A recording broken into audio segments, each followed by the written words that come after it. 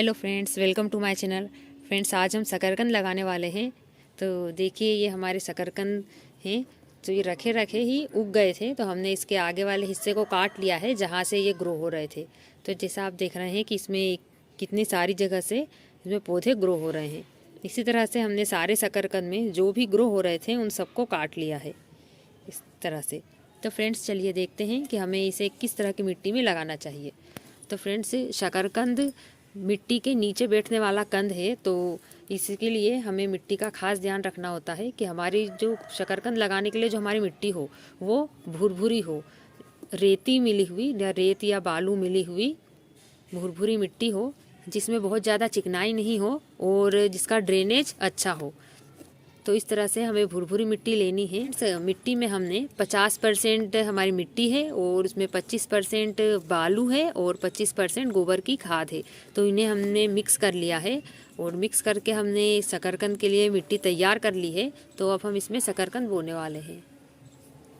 तो फ्रेंड्स, जैसे सर्दियों का मौसम चल रहा है तो इसी मौसम में शकरकंद आसानी से हमें अवेलेबल होते हैं और इसी सीज़न में शकरकंद लगाए जाते हैं। तो हम भी ट्राई कर रहे हैं कि शकरकंद ग्रो करने का घर पर ही। इससे पहले भी हमने एक बार शकरकंद ग्रो करे थे। तो फ्रेंड्स, पहले जो हमने शकरकंद लगाए थे तो हमने हमारे गार्डन में लगा दिए थे। तो उसमें काफ़ी सारे बड़े बड़े पौधे हैं, तो उस हिसाब से उसमें मिट्टी है, तो मिट्टी काफ़ी चिकनी है। फ्रेंड्स, ये देखिए, ये हमारा बगीचा है। तो हमने इसे नीचे ही लगाया था शकरकंद। तो काफ़ी सारे बड़े बड़े पेड़ हैं, तो इस हिसाब से उसमें चिकनी मिट्टी थी। और कुछ दिनों बाद हमारी शकरकंद की बेल कुछ बड़ी हुई, पर उसके बाद उसकी ग्रोथ कम हो गई और उसके अंदर भी शकरकंद नहीं लगे थे। तो फ्रेंड्स, इस बार हम इसमें लगा रहे हैं और मेरी दादी ने बताया कि शकरकंद हमेशा हमें बलुआ मिट्टी में ही लगाना चाहिए, जिसमें भुरभुरी मिट्टी हो और बहुत ज़्यादा चिकटी नहीं हो और आसानी से हमारे जो शकरकंद की जड़ें हैं वो ग्रो कर सकें।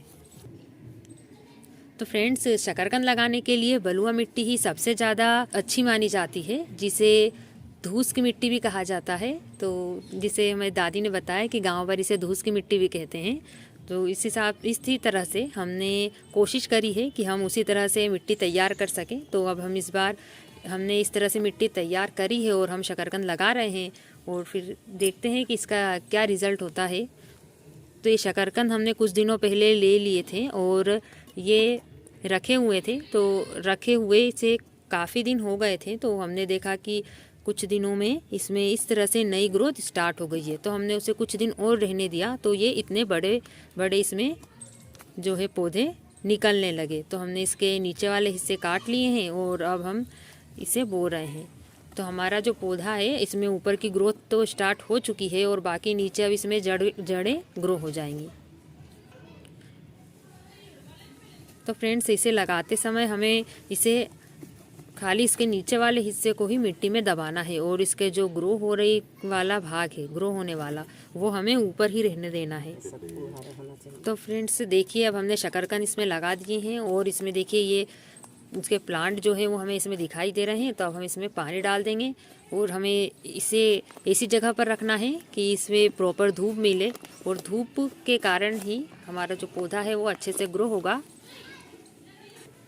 तो फ्रेंड्स, अगर आपको हमारा वीडियो पसंद आए तो इसे लाइक कीजिए, शेयर कीजिए और मेरे चैनल को सब्सक्राइब कीजिए।